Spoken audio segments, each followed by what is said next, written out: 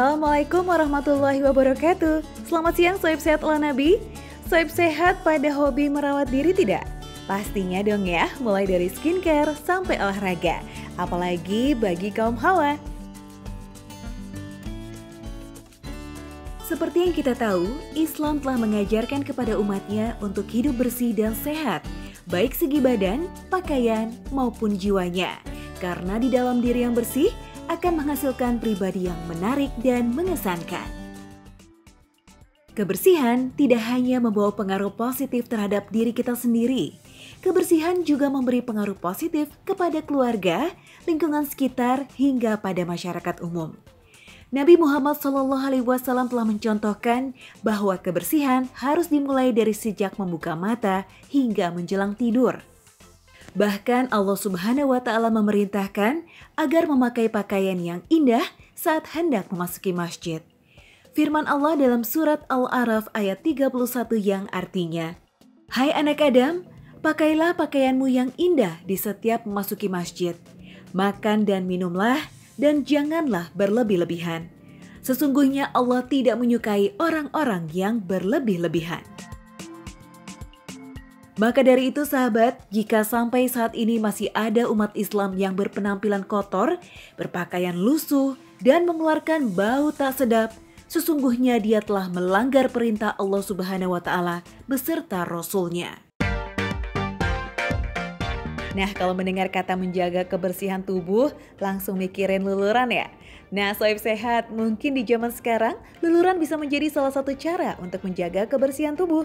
Siapa yang bisa tebak seperti apa cara membersihkan tubuh versi Rasulullah? Kita semua tentunya tahu ya Sohib, menjaga kebersihan tubuh sangat penting. Dengan menjaga kebersihan tubuh, kita bisa terhindar dari penyakit dan pastinya akan terus sehat. Selain terhindar dari penyakit, masih banyak manfaat lain dari menjaga kebersihan tubuh.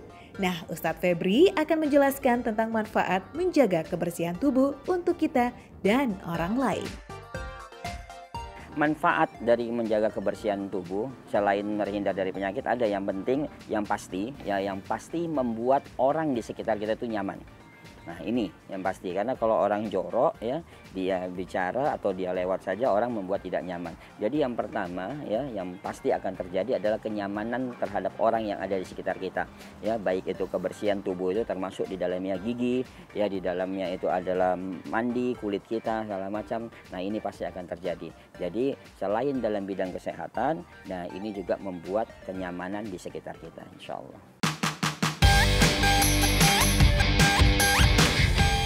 Bagaimana Sohib Sehat? Harus semakin rajin kan membersihkan tubuh? Supaya orang lain juga menjadi nyaman dekat dan ngobrol dengan kita. Tapi jangan hanya fokus pada satu bagian saja ya membersihkan tubuh. Harus dari ujung kepala sampai ujung kaki ya Sohib Sehat. Nah, apakah Sohib Sehat sudah pada tahu belum apa saja yang harus dibersihkan? Yang pertama, memotong kuku. Yang suka membiarkan kukunya panjang harus cepat dipotong ya Sohib.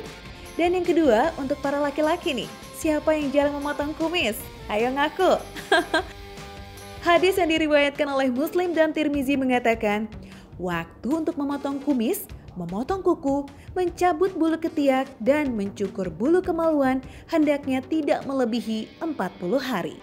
Nah kalau kita bicara tentang bagian-bagian tertentu yang harus dibersihkan, ya ini di Al-Quran banyak ya, tentang salah satu 5 sunnah fitrah yang disampaikan. Yang pertama misalnya memotong, memendekkan kumis, ya memotong kuku. Nah ini diajarkan ya, merapikan pakaian. Nah udah gitu juga memanjangkan jenggot. Nah ini adalah bagian-bagian tentu yang tetap harus dibersihkan.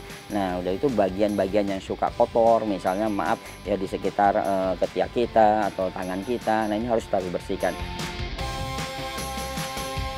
Tuh Sohib Sehat, jangan lupa ya untuk selalu terus membersihkan tubuh. Tidak hanya tubuh Sohib yang harus tetap dibersihkan, tapi lingkungan juga. Ingat, kebersihan itu sebagian dari iman. Nah, sekarang sudah pada tahu kan Sohib Sehat bagaimana Rasulullah merawat tubuhnya?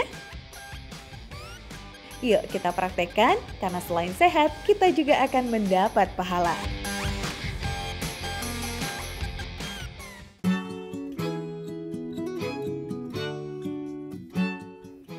Sahib Sehat ala Nabi, penampilan fisik dan kesehatan tubuh seseorang tidak bisa lepas dari asupan makanan yang dikonsumsinya. Semakin beragamnya rupa-rupa makanan yang dikonsumsi, padatnya aktivitas, dan kemudahan yang diberikan oleh teknologi, rupanya menjadikan mengkonsumsi makanan dengan baik sebagai tantangan tersendiri. Ya, buktinya angka obesitas semakin meningkat. Tak hanya pada orang dewasa, tetapi juga anak-anak. Kebanyakan disebabkan karena pola makan yang tidak sehat dan tidak baik.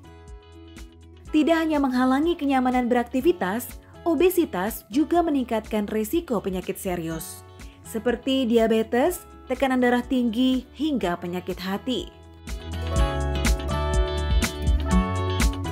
Sahib Sehat Islam mengatur adab makan juga jenis makanan yang boleh disantap.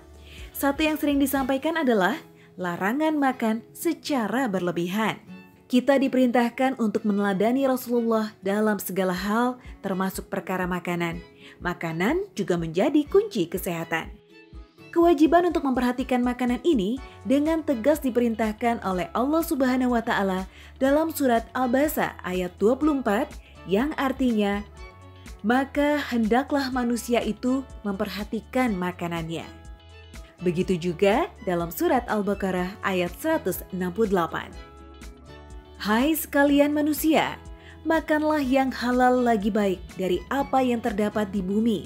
Dan janganlah kamu mengikuti langkah-langkah syaitan, karena sesungguhnya syaitan itu adalah musuh yang nyata bagimu. Sahib Sehat ala Nabi, makanan merupakan bagian daripada pengobatan. Rasulullah Shallallahu Alaihi Wasallam sendiri merupakan sosok yang sangat terawat badannya.